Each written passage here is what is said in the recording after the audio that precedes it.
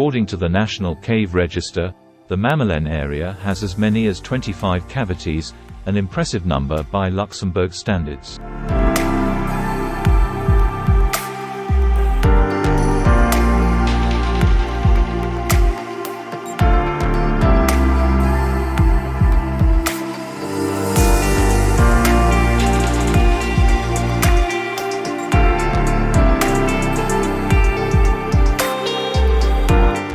However, what makes the entire complex truly extraordinary is the fact that 95% of the tunnels and chambers are artificial in origin.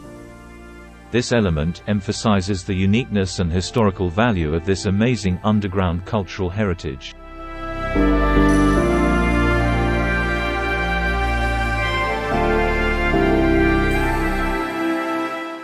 Most of the caves have an uncomfortable entrance and development, which rarely allows an upright position.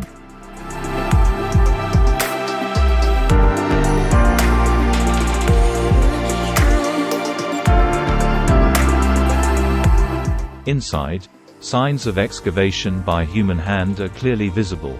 Equally evident are the long retaining walls made of quarry stones of various sizes.